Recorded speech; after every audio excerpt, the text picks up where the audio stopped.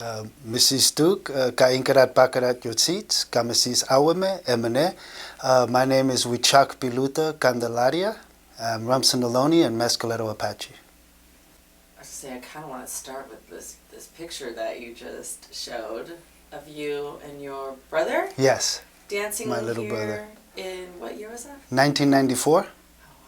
So 30 years ago. At the very first Ohlone gathering. The very first one? Oh my gosh. And then how has it come full circle? Well, today, for the first time, my sons, Yoskolo and Choki, danced here at Coyote Hills together. Oh, it's such an amazing, journey. Yes, absolutely. Yeah. 30 years ago, you come out to this for the first time. Did you have any idea it would be something that would be continuing 30 years later? No, I mean, I was, I think, 11 years old, maybe, 1994, maybe 12. I just was always traveling with my family doing tribal dancing, and this was one of the places that we came to. At that time, I mean, it definitely has stayed in my memory. The last 30 years have been, I mean, just filled with memories here at Coyote Hills. I mean, just so many. But at that time, I had no clue that it was going to be a lifetime of memories. Because after we danced, we just ran around and all over the hills and the mountains. And it was just a fun place to be at that time. So, also being one of the only places where we interacted with other Ohlone kids. There wasn't too many events that we attended that had other young people that were Ohlone. So it was very much something I looked forward to once it became a yearly thing for us and we knew we were coming back. Over the years, I'm like, oh, I get to go see so-and-so, I get to see these people or this kid that became my friend. And yeah, that was like, I mean, one of the big highlights was to be able to hang out with other Ohlone people. I mean, I think it's important for us to be able to gather and have places. I think as my uko, my cousin Carla, had said earlier up on the microphone, like being able to be recognized as Ohlone people, this is something we don't get very much of. So to be able to come together and not just be recognized, but to recognize each other is very integral to our community connection.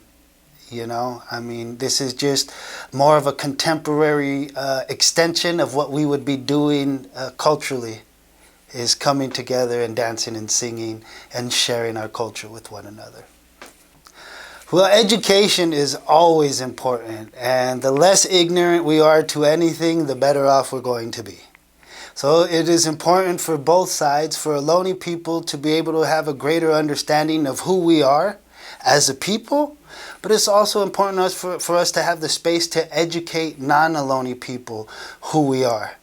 Because we get educated when you come through to the museum and you come and you witness the park and the sacred places that we have. People be, oh, it's Ohlone.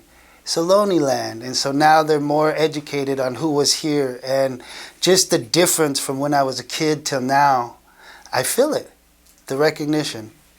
When I was a kid, I used to have to, I had long hair, I'd go to school, and the teachers would be like, you're Indian? What tribe? Ohlone? And the teachers would be like, what? Who? And these are the teachers, it's like, Ohlone, I'm Rumsen Ohlone, the people whose land we're on, this is whose land. And so I often was educating my educators. As an 11-year-old, 12, 13, 14, all throughout my educational history, I was educating my educators about who I was and who we were as a people. But today, again, it's different. But as I look upon our community, we have so many more fractions of Ohlone people who are going out and educating people. So before, when it was one or two elders back in the 80s that were educating, now we have like multiple groups and multiple people going out and educating from San Francisco down to Monterey Bay, educating the community about who we are. Ohlone Gathering here has done is it's something that I see is beneficial for the community because you come face to face with Ohlone people. There's not a disconnect. It's not something that you're looking up on the internet or you're watching a video. My kids were able to take pictures with students who were learning about Ohlones. And so these students were able to see real Ohlone people and see we're human beings. We're not some stereotype off the page of your history book. You know, and so this becomes crucial to understanding the inner relationship amongst human beings. Because the stereotypes and that disconnect that we get from videos or movies or even our history books doesn't accurately portray us as actual human beings.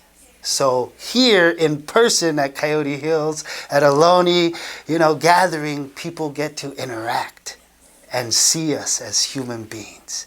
And that's a blessing. But yeah, for 30 years, we've had a 9-day ceremony. I did my 4-day fast up on the hill, and I was put up by our spiritual advisor and head dancer, Steve Cecina at that time, who's no longer with us. You know, so this place right behind the campsite there holds a special place in my heart. I made my sacrifice there. We lost some of our relatives, you know, that are no longer with us, that we interacted with in ceremony here, you know. So this place just holds a lot of that for me, you know, as well. That was as an adult. So I came here as a kid playing with other Ohlones. Then as an adult, I came and was able to do my ceremony and participate. And now as a grandpa, I'm able to bring my grandson and my children to come and participate in this gathering on their own, and like, Dad, I want to dance, I want to sing, I want to do these things. And it makes me so happy, you know, and because my oldest daughter with my grandson now, I want my son to be a part of this. So that makes me happy, because I have something that I can share with the next generation, something that's not just a part of the mainstream society, something that is special and meaningful to us as human beings that I could offer to the next generation. You know, so yeah, I feel very deeply about this relationship building among the generations. And I'm not very old, but accepting that role, because there's not a lot of our people who have lived this cultural way of life. So to be able to share with the younger generations, yes, it's difficult to have long hair. Yes, it's difficult to have our cultural things, and people will question it at times. But as long as we continue to come together and stay strong in our belief and our faith and our customs and our traditions, then we're going to be more stronger for it. So that my children and grandchildren could just come and pray here. Come and gather here. Come and be Ohlone here. Not just on Ohlone Day. You're Ohlone every day of the year. Exactly. Well, thank you so much for sharing. Thank you. Yeah, I really appreciate it, and I think that's so beautiful that it's come full circle.